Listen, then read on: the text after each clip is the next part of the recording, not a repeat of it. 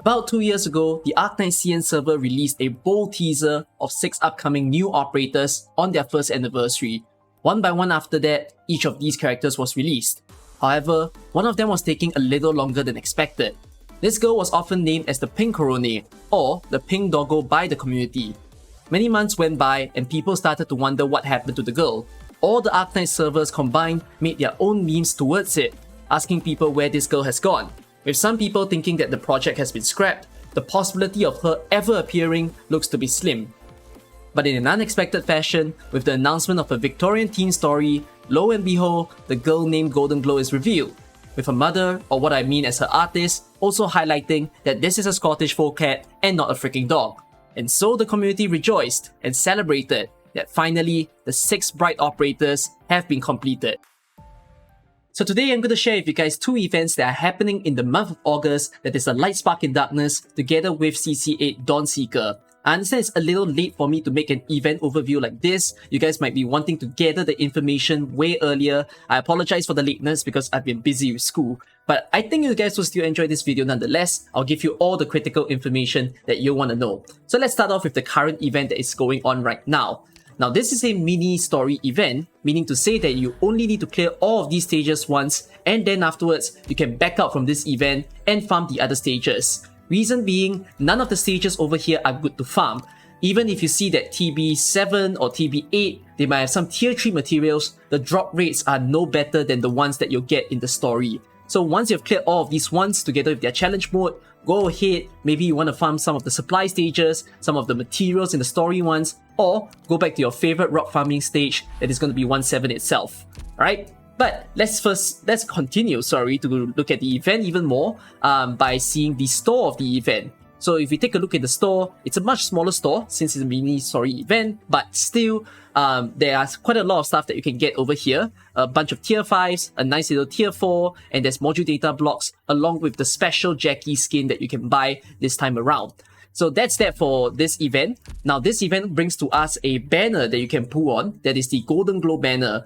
So there are only 1 6-star, there is only 1 6-star within this banner, which is 50% of the odds, that is Goldenglow herself, along with 2 5-stars that accounts for another 50% for the odds when you pull a 5-star. So there's Quercus and there's Skyfire. So just a quick introduction of the 2 new operators, distinctly Goldenglow and Quercus. I need to hunt for my Goldenglow. I believe my Goldenglow is level 40 right over here. So Goldenglow has really fun skills for you guys to look at. Now she is a Mech Accord caster, which is very similar to people like Click and Kiera. Now she has 3 skills for you to use. The first one is a pretty fast charging skill. If you have it at M3, I believe this goes up to 30 SP, if not it's 35 SP on her skill 1 at rank 7.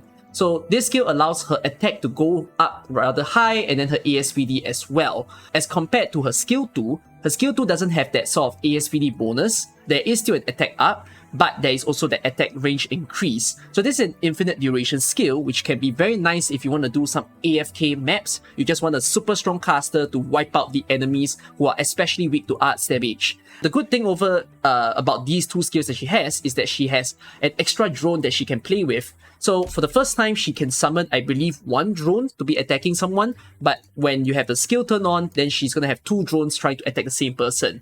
And her drones are pretty unique in a sense where these lightning crystals, if they do have the chance to self-destruct, they will destruct with a very high amount of arts damage to enemies in an AoE range, kind of like a small area. So this is nice. And if you E2 your Goldenglow, there's also a sweet talent where her and her drones are able to ignore 15 resistance. So enemies that have B res, C res, and D res, they're all going to be very easy to be wiped out by Goldenglow. Those with A res, not as simple, but then again, the deduction in resistance is very helpful over here.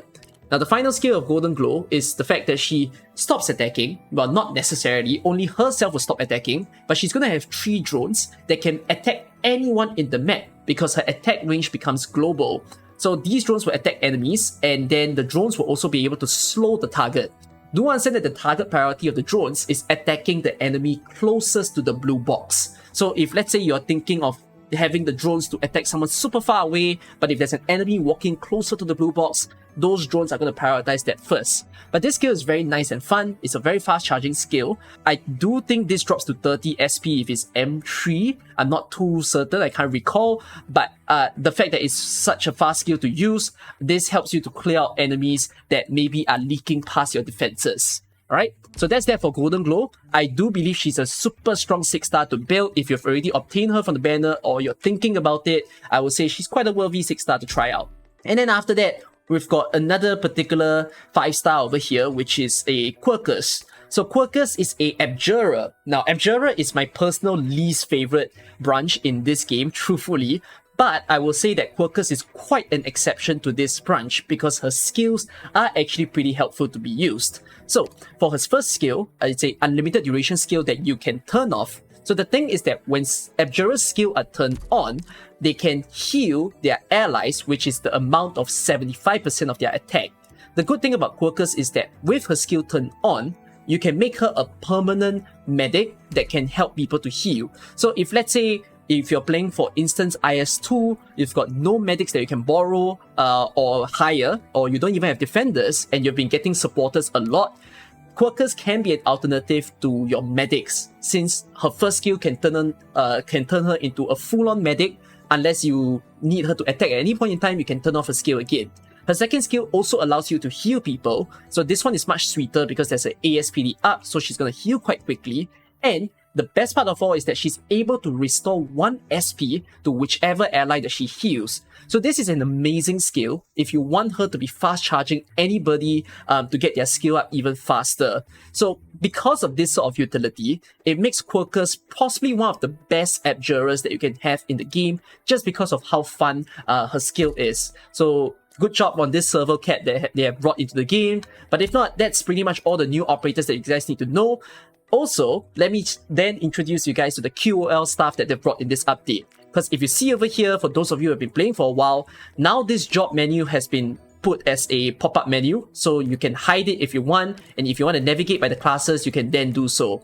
There is a thing that many people stated you're quite sad to see go away, which is the deployment cost sorting.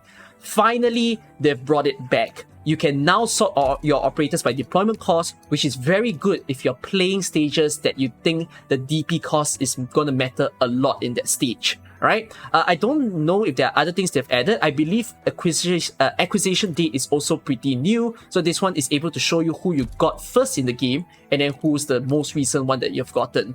Apart from that, then everything else pretty much stays the same as the previous time around.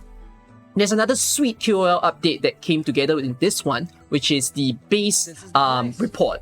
So if you go to your control center and you click on base assistant, instead of showing the dormitory levels this time in the RIIC report, now it shows you the trust that your operators have gained when you put them in the control center as an assistant. So assistants are the best at gaining trust when you're trying to, trust farm in a sense. So you can see over here, for instance, I've been placing my Lee. The first day of this particular update, it didn't really change anything, but afterwards you can see the difference. Like for example, my Lee is increased by 5%, and then he increases by another 4% later on again. And if you have any operators that hits a maximum trust of 200, whenever you're collecting your trust within the base, it will give you a signal to say that there's an assistant who have hit 100% trust. No, sorry, not 100%, but 200% trust. And then afterwards, you can come in here, you can see their trust amount, you can click on them, and you can switch them out for whoever else that you want. So this is a very helpful feature that I'm glad that Yostar have added. There's another sweet update that has happened as well, which has to do with Crimson Solitaire. So there were some translations that went wrong in Crimson Solitaire, and they've made the changes. So certain relics have a different explanation to make it clearer for you guys to understand what they're saying. And there are also stage names that have been changed. So Crying Over Spilled Milk is no longer called that anymore. It's now changed to a Phantom of the Opera reference, together with the Bear stage and also the Puppet Master ending stage, which I find all of these updates pretty darn sweet. It's great that they are making it even closer to the Phantom theme from here on. Now, there are stuff that's added to the store this time around. So if you head to the store, there are new skins that you can buy. So there are 2 new skins, which are the Kyobi skin and the Waifu skin. I think both of these skins are especially beautiful. So if you guys want to grab these 18 OP one, go ahead and do so. And there's also new furnitures that you guys can purchase, which is the Caledon Light Store. So this one costs quite a hefty price of 5,700 furniture parts. But if you're wanting to get some new furnitures to play around with, please go ahead and do so this time around.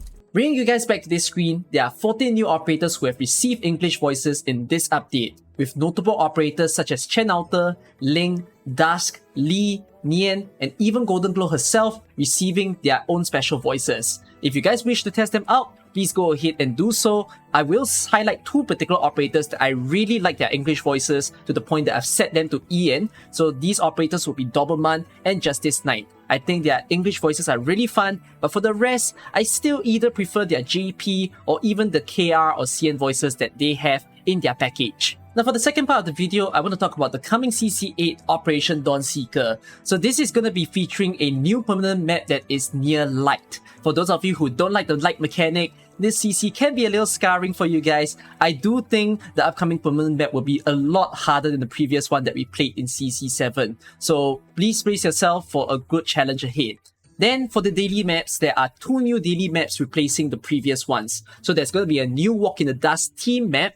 Don't worry, there's no Emperor's Blade who's going to haunt us this time around. It's only those Walk in the Dust enemies that you've seen before. And there's also going to be the CC7 permanent map, which is Foothill Huichi, coming into this particular daily roster.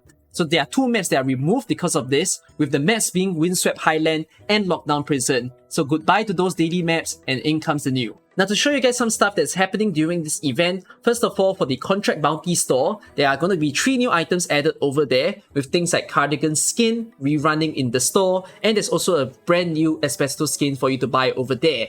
Then, in terms of the supplies and chip stages, there will be unlimited access during this particular event for 2 weeks. So if you guys want to farm these stages, rush the building of your operators to clear some CC stages, you may do so. There's going to be a new annihilation being added somewhere towards the middle or end of this CC. So this is going to be Hilllock Countryside, featuring Chapter 9 enemies. Warning, the Chapter 9 boss is probably going to appear within this annihilation as well, so not too much of a fun time, but I think it's also not that bad of a stage, alright? We'll see when it happens for you guys to experience. Otherwise, that's all the updates that you guys need to know coming in the end of this August. I hope you guys are excited for the events, and if not, I shall see you in the next little event overview that I shall make. Alright, bye to all of you.